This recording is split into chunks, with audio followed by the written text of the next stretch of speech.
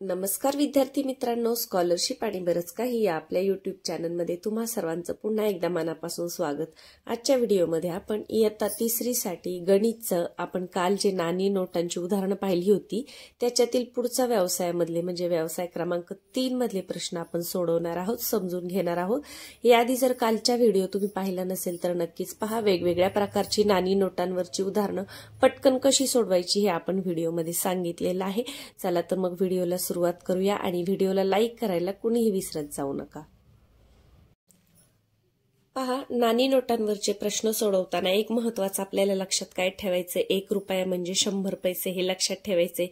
जेव्हा तुम्हाला वेगवेगळी नाणी किंवा नोटांची संख्या दिली असतील आणि त्याच्यावर किती रुपये होतात हे पाहायचं असेल तर त्या दोन्हींचा तुम्हाला गुणाकार करायचा आहे। आणि जर रुपये दिले असतील आणि मग एखादे नाणी किती येतील असं जेव्हा विचारलं असेल तेव्हा काय करायचंय, आपल्याला भागाकार करायचाय। आणि एकमेकांमध्ये रूपांतर करताना त्यांचं एकक म्हणजे पैसे असतील तर पैसेच सगळीकडे पाहिजे, रुपये असेल तर रुपये पाहिजे, एवढं 3 गोष्टी तुम्ही लक्षात ठेवायचे। पहा, पहिलं उदाहरण आहे 3ऱ्या व्यवसायामधलं। दीपकला 5.25 रुपये मागितले असतात त्याने 5 रुपये 5.75 रुपये दिले, म्हणजेच 5 रुपये 75 पैसे असा याचा अर्थ होतो। तर त्याने किती रक्कम जास्त दिली। आता 5.25 म्हणजे काय पहा, 5.25 म्हणजे 4 रुपये आणि 75 पैसे आणि त्याने दिलेत किती, 5 रुपये आणि 75 पैसे। म्हणजे अगदी आपण वजाबाकी न करता सुद्धा आपल्याला समजते की 1 रुपया इथे जास्त दिलेला आहे। तर कुठे आहे पहा, 1 रुपया, पर्याय क्रमांक 1 हे आहे तुमचं उत्तर। सुनीताजवळील 15 रुपयातून तिने 13.5 रुपयांची भाजी आणली तर किती रुपये परत येतील। आता इथे जेव्हा तुम्ही वजाबाकी कराल तेव्हा काय करायचे पहा, 15 रुपये मग पॉइंट द्या, पैसेवरती काहीच नाहीये पण 13 रुपये 13.5 रुपये दिले म्हणजे 13 रुपये आणि 50 पैसे, म्हणून आपण असं मांडून घ्यायचे। पहा, 13 रुपये आणि 50 पैसे। 15 रुपये आणि वरती पैसे नाहीये, 15 रुपये पूर्ण आहेत म्हणून मी पॉइंट दिला आणि 0 मांडून घेतला, 13 रुपये आणि 50 पैसे आहेत।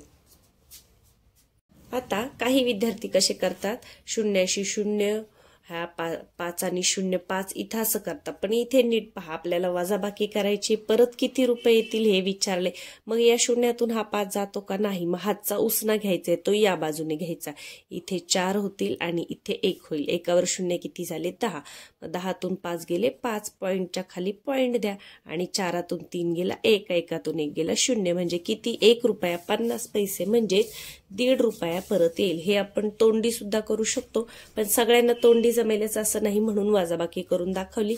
पहा, 15 रुपयाच्या पुढे पैसे नसतील आपण 2 शून्य तिथे मांडून घ्यायचे आहेत। बेरीज करताना सुद्धा 0 मांडले ना म्हणजे उत्तर आपलं चुकत नाही। तर 1.5 रुपया कुठे आहे पहा, 1 रुपया 50 पैसे म्हणजे 1.5 रुपया, पर्याय क्रमांक 2 हे आहे तुमचं उत्तर। सुनील जवळील 40 रुपयात 1 रुपये 2 रुपये व 5 रुपयाची समान नाणी आहेत तर त्याच्याजवळ एकूण किती नाणी आहेत। आता पहा, काल आपण असं उदाहरण सोडवलं होतं, इथे पहा 1 रुपया आहे, 2 रुपये आहेत आणि 5 रुपये आहेत, म्हणजे यांचं एकक समान आहे। मग या तिन्हींची बेरीज करायची आणि याला भाग द्यायचा, 5 आणि 2 6, 7 7 आणि 1 8, मग 40 भागिले 8 करा। आपण आडवा भागाकार बऱ्याच वेळा शिकलेलो आहे, 40 भागिले 8 करा, 8 पंचे 40। पहा, एकाच पायरीमध्ये उत्तर आलं, तर किती नाणी असतील, 5 नाणी असतील, इथे मोजत बसायचं नाही, पर्याय क्रमांक 3 हे आहे तुमचं उत्तर। जेव्हा समान नाणी असतात तेव्हा दिलेल्या नाण्यांची किंवा नोटांची बेरीज करा आणि या रुपयांना भाग द्या, भागाकार करा।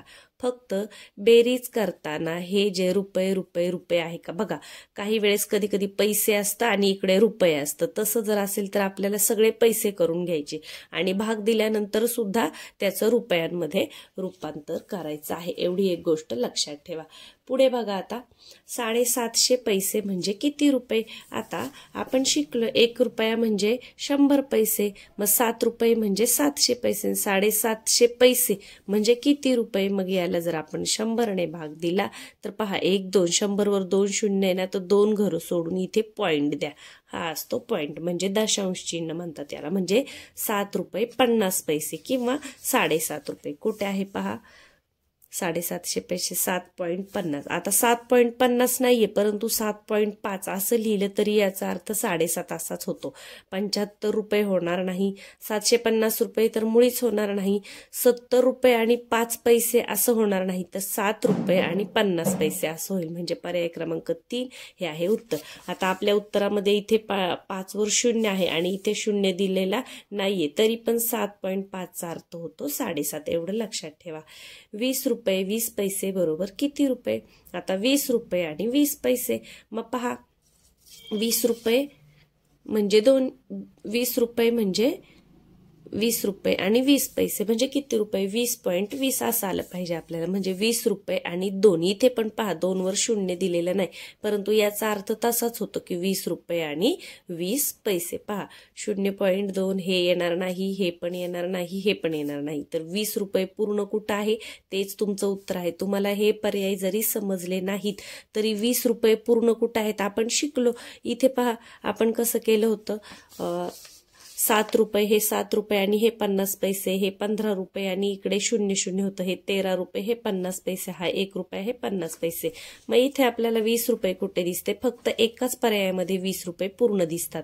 इथं दिसत नाहीये, इथं दिसत नाहीये, इथं सुद्धा दिसत नाही. म्हणजे आपलं उत्तर कोणतं आहे? पर्याय क्रमांक 1. पुढे पहा 248 रुपयात 1 रुपयाच्या 8 नोटा, 50 रुपयाच्या 4 नोटा व उरलेल्या 10 रुपयाच्या नोटा आहेत. इथे सगळीकडे रुपये रुपये रुपये आहेत, म्हणजे आपल्याला पैशांमध्ये याचं रूपांतर करायची गरज नाही. रुपये किती आहेत? 248. ते एका बाजूला लिहून घ्या किंवा लक्षात ठेवलं आणि नंतर लिहिलं तरी चालेल. आता आपण याचा प्रत्यक्ष कागदावर कच्चं काम न करता डायरेक्ट तोंडी करू. 1 रुपयाच्या 8 नोटा म्हणजे 8 रुपये. त्यानंतर पहा 50 रुपयाच्या 4 नोटा म्हणजे गुणाकार करा. आता 0 सोडून द्या, 4 पंचे 20 आणि हा एक 0 म्हणजे किती झाले? 200 रुपये झाले. मग 200 लिहिणार कसं? एकक खाली एकक आलं पाहिजे, या पद्धतीने लक्षात ठेवा. इकडे 8 आहे आणि इथे 8 आणि मग इथे 200 असं लिहिलं तर आपली बेरीज चुकते. एकक खाली नेहमी एकक मांडायचं आहे. यानंतर पहा उरलेल्या 10 रुपयाच्या नोटा आहेत, तर 10 रुपयाच्या नोटांची संख्या किती? आता 200 आणि 8 किती झाले? 208.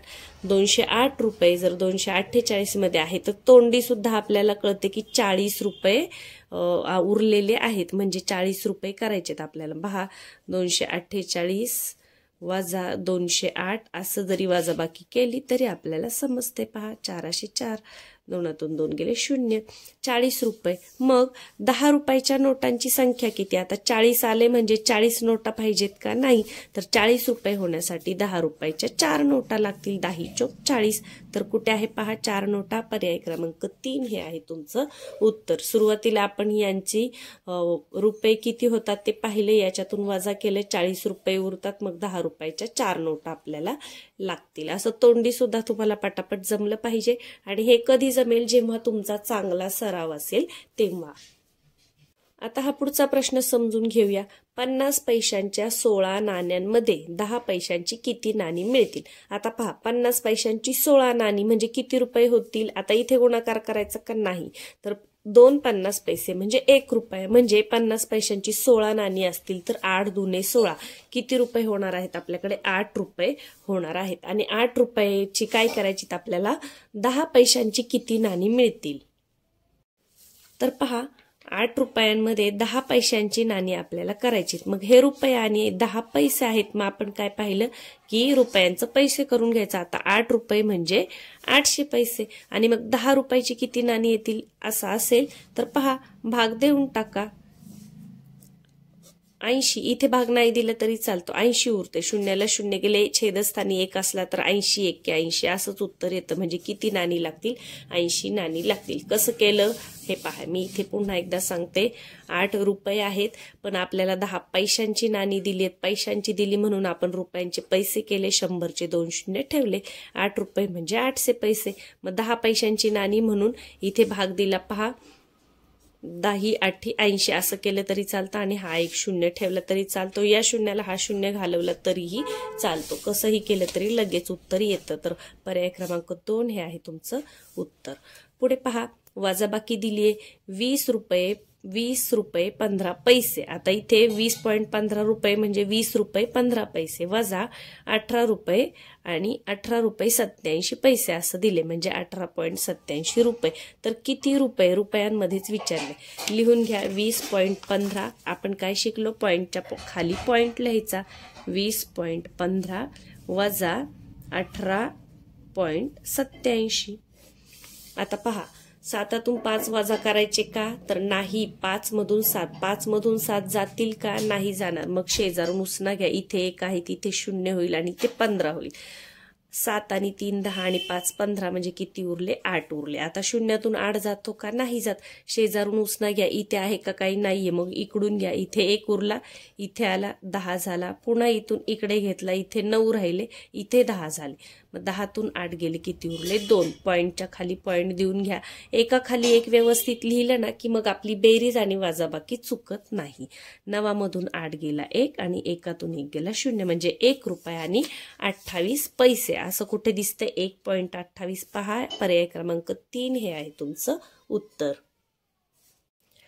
आता पुढचं उदाहरण पहा, 38 रुपये कमीत कमी नोटांमध्ये द्यायचे असल्यास कोणत्या गटातील नोटा द्याल। आपल्याला एखाद्याला 38 रुपये द्यायचे, पण इथे काय सांगितलंय की कमीत कमी नोटा द्यायच्यात। आता सगळ्यांचीच बेरीज 38 येणार आहे, फक्त कमी नोटा कुठे आहेत, सरळ दिलेले अंक मोजा, तोंडीच मोजा, कच्चं काम करण्याची गरज नाही।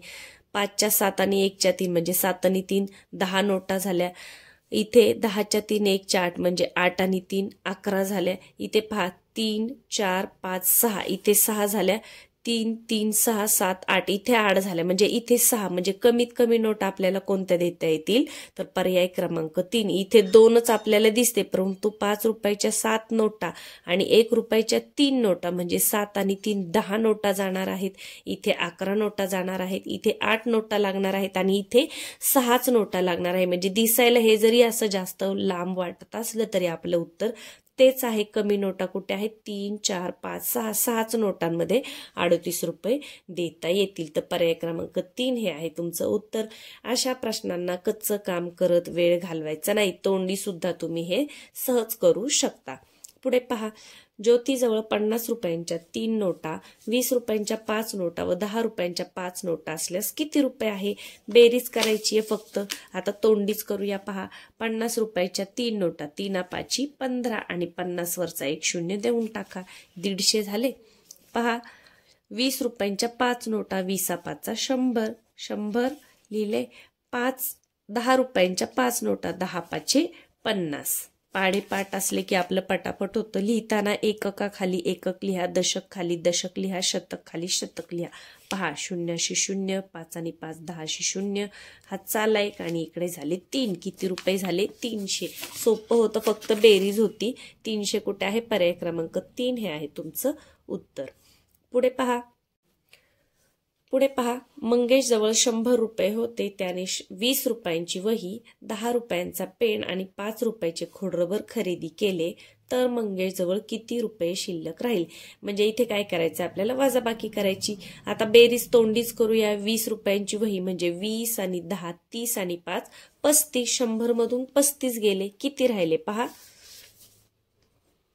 100 वजा 35 करा। आता ही वजाबाकी तोंडी सुद्धा करू शकता, पण सगळ्यांना जमेल की नाही माहित नाही, म्हणून आपण अशी करूया। पहा, 0तून 5 जात नाही, शेजारून घ्या, इथे 0 उरला, इथे 10 झाला, पुन्हा इथे 9 राहिला, इथे 10 झाला। 10तून 5 गेले 5 आणि 9तून 3 गेले किती, 6, किती उरले 65। तर हे तोंडी जमलं तर अगदी उत्तमच आहे, नाही जमलं तर या पद्धतीने करा की 65 रुपये राहिले।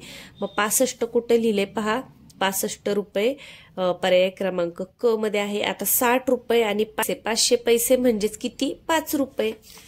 आपण शिकलो 1 रुपया म्हणजे 100 पैसे, मग 500 पैसे म्हणजे 5 रुपये, म्हणजे 60.5 म्हणजे 60 रुपये आणि 500 पैसे हे सुद्धा बरोबर आहे, आणि नुसतं 65 रुपये हे सुद्धा बरोबर आहे। तर क आणि ड कुठे आहे, पहा, क आणि ड योग्य, पर्याय क्रमांक 3। आता बऱ्याच वेळा काय होतं, पटकन बेरीज झाली की तुम्ही इथेच 65 रुपये फक्त क आणि पहिलाच पर्याय दिलेला असतो, पण जेव्हा जास्त पर्याय दिलेले असतात तेव्हा 2 पर्याय उत्तर असण्याची बऱ्याच वेळा शक्यता असते। तर दुसरे पर्याय पण पहा, 60 रुपये आणि 500 पैसे पैसे म्हणजेच 5 रुपये, 1 पैसा म्हणजे 1 रुपया म्हणजे 100 पैसे, 2 रुपये 200, 3 रुपये 300, 4 रुपये 400 आणि 5 रुपये 500 पैसे. म्हणजे हा सुद्धा पर्याय बरोबर आहे. पर्याय क्रमांक 3 हे आहे तुमचं उत्तर. पुढचा प्रश्न पहा, बेरीजच आहे. मोहिनीजवळ 20 रुपयांच्या 3 नोटा पटापट करून घ्या. 20 त्रिक 60, इथे लिहून घेतलं मी 60. त्यानंतर पहा 50 रुपयांच्या 2 नोटा, तर 50 दुने 100. यानंतर 2 रुपयांच्या 10 रुपयांच्या 9 नोटा म्हणजे 10 9 90. आता जरी त्यांनी क्रमवार दिलं नसलं, म्हणजे मध्येच मोठी संख्या आली, तरी पण लिहिताना पहा मी बरोबर एकक खाली एकक, दशक खाली दशक लिहिते. तुम्ही पण अशीच सवय लावा. 20 त्रिक 60, 50 दुने 100 आणि 10 9 90. तर किती रुपये आहेत बेरीज करा. 0 6 आणि 9, 6 6 12 13 14 15 5, हात चाला 1 आणि 1 आणि 1 2, 250 रुपये. कुठे आहे पहा 250 रुपये, पर्याय क्रमांक 2 मध्ये आहे. अजून कुठे का बघा, 2 रुपये 50 पैसे नाही होत, 150 नाही होत, 250 पैसे असं नाही होणार. पैशांमध्ये केले तर 100चे 2 शून्य अजून द्यायला लागतील. तर फक्त ब योग्य कुठे आहे, फक्त ब योग्य, पर्याय क्रमांक 4 हे आहे तुमचं उत्तर. आणि शेवटचा प्रश्न आहे या व्यवसायामधला. जॉन जवळील 65 रुपये सुट्टे द्यायचे असल्यास कोणत्या पर्यायातील नोटा द्याल. 65 रुपये द्यायचे, सुट्टे द्यायचे. तर पहा 65 कुठे होतं हे आपल्याला बघायचंय. 5 रुपयांच्या 5 नोटा, 10 रुपयांच्या 3 नोटा, 5 5 25 आणि 10 त्रिक 30. पहा 25 आणि 30.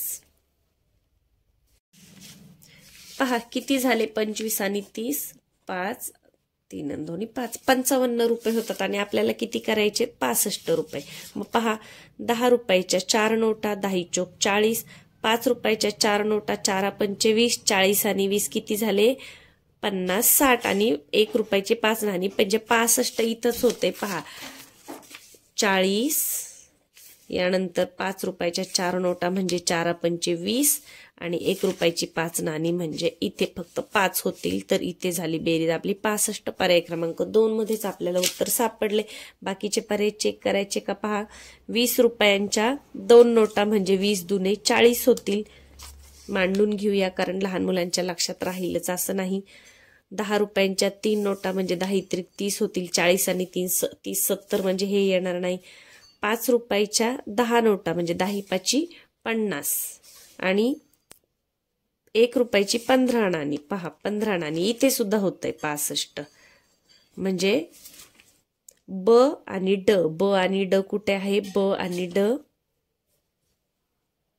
पहा पहिलंच पर्याय आहे आपलं उत्तर ब आणि ड योग्य, पर्याय क्रमांक 1. तर या पद्धतीने नाणी नोटांवरचे वेगवेगळे प्रश्न आपण आज समजून घेतले. तुम्ही स्वतः याच्यावरचे प्रश्न सोडवा. प्रश्न संचामध्ये ज्या प्रश्नपत्रिका दिलेल्या आहेत त्याच्यातली ही उदाहरणं सोडवली वेगवेगळी तरीही तुम्हाला समजणार आहे. नाणी नोटांचं सोडवताना लक्षात ठेवा समान नोटा असतील तर बेरीज करा आणि दिलेल्या रुपयांना भाग द्या, जसं आपण हे मागाचं उदाहरण पाहिलं. यानंतर जेव्हा एकक वेगवेगळी असतील तेव्हा ते एकच, एक तर रुपये घ्या किंवा मग पैसे मिक्स दिले असेल तर त्याचं पैशात रूपांतर करा. आणि जेव्हा वेगवेगळ्या नोटा दिल्या जातील तेव्हा त्यांचा पटापट गुणाकार करायचा. काही ठिकाणी तुम्ही तोंडीच बेरीज वजाबाकी सुद्धा करू शकता. जेव्हा आपण बेरीज करतो तेव्हा बरोबर एकक खाली एकक, दशक खाली दशक असं मांडायला शिका. म्हणजे याच्यावरचे प्रत्येक उदाहरण तुमचं बरोबर येईल आणि तुम्हाला पैकीच्या पैकी मार्क मिळतील. चला तर मग व्हिडिओला पटापट लाईक करून घ्या. तुमच्या मित्रमैत्रिणींना, नातेवाईकांना शेअर करा. चॅनलवर नवीन असाल तर सबस्क्राईब करा कारण आपल्या चॅनलवर तुम्हाला अभ्यासाचे असे छान छान व्हिडिओ पाहायला मिळतील. चला तर मग पुन्हा भेटूया पुढच्या व्हिडिओमध्ये.